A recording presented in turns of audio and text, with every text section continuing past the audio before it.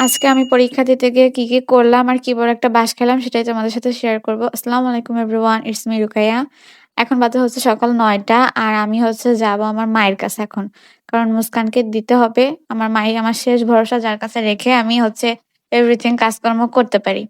তো চলে আসছে বাসায়। বাসায় ঠিকমতো পড়তে পারি না। কারণ হচ্ছে মুস্কান বারবার আমার কোলে আসতে চায়। ওর বাবার কাছেও ঠিকমতো থাকতে চায় না। আর ওর বাবারও এক্সাম শুরু হয়েছে। সো আমরা ২ জনে অনেক প্যারায় আছি। সেজন্য আমি একটু আগে চলে আসলাম যাতে আমিও একটু পড়তে পারি আর আমার হাসব্যান্ডও একটু পড়তে পারে। তো পড়া শেষে হচ্ছে আমি নাস্তা করছিলাম। আর আমার আম্মু এক্সামের সময় আমাকে কখনোই ডিম খাইতে দেয় না। তাই আমি নাকি ডিমের মতো আন্ডা পাবো। যাই হোক আলহামদুলিল্লাহ আমি সবসময় আল্লাহর রহমতে মোটামুটি ভালো রেজাল্ট করতে পারি। এটাই অনেক আমার কাছে মাঝে মাঝে মনে হয়। বাট আমি রেডি হলেও আমার মাথায় অনেক বেশি টেনশন কারণ আমার মুস্কান একটু অসুস্থ। ওর জ্বর হয়েছে। তোমরা একটু আমার মুস্কানের জন্য দোয়া কইরো। ওর জ্বরটা একটু বেশি। সো আমি তখন খালি ভাবতেছিলাম যে তাড়াতাড়ি এসেই হচ্ছে ওকে ডক্টরের কাছে নিয়ে যাবো।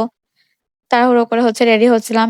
কিছু সময় লেট হয়ে গিয়েছে। বারবার শুধু ভাবছিলাম হয়তো এক্সাম শুরুই হয়ে যাবে। তো যাই হোক কিন্তু গিয়ে দেখি এক্সাম কিন্তু শুরু হয় নাই। এইদিকে আমি তাড়াহুড়ো করছিলাম। আমি শীতের সোয়েটারটাও পরি নাই। তো ভাবলাম যে চাদরটাই নিয়ে যাই। আর এট দ্য ফার্স্ট টাইম আমি হচ্ছে মোবাইল নিয়ে যাচ্ছি। মানে এই ১ম। আমি কখনো কোনো এক্সামে হচ্ছে ফোন নিয়ে যাই নাই। তো এই ১ম এখন যাচ্ছি। অবশ্য যাবোই না বা কেন? কারণ এখন তো অনার্সে পড়ি। তো আমাদের হচ্ছে ক্রীড়া প্রতিযোগিতা অনুষ্ঠান হবে কালকে। তো সেইজন্য সাজিয়েছে। চলে আসলাম, আসার পর দেখি যে 2nd ইয়ার আপুদের হচ্ছে এক্সাম চলতেছে মানে অনার্সের। তো তাই আমরা একটু ওয়েট করছিলাম অ্যান্ড অনেক বেশি টেনশন হচ্ছিল মুস্কানের জন্য। বারবার শুধু এক্সাম হলেই একটা টেনশনই হচ্ছিল। দেন আমাদের খাতার কোয়েশ্চেনটাও দিয়ে দিয়েছে। সো এটার অ্যান্সার করি। আলহামদুলিল্লাহ আমার পরীক্ষা ভালোই হয়েছে বলা চলে। তো এক্সাম শেষে হচ্ছে এখন সবাই বেরিয়ে পড়ছে আর আমাদের একটু নোট দিয়েছে। সো এটা অনেকে লিখেছে, আবার অনেকে ছবিও তুলে নিয়েছে। আমি ছবিই তুলে নিয়েছি কারণ এত লিখার সময় আছে নাকি? কত লিখেছি। তারপর আমরা বেরিয়ে পড়লাম। তো ভাবলাম একটু যাই আয়নার সামনে। কারণ শারদার সবথেকে মোস্ট ইম্পোর্টেন্ট জিনিস হচ্ছে এই আয়নাটা, যেটার সামনে সবাই একবার করে হলেও আসে। আর এদিকে আমার ফ্রেন্ড বলতেছিল, "তুই এদিকে আয় আগে।"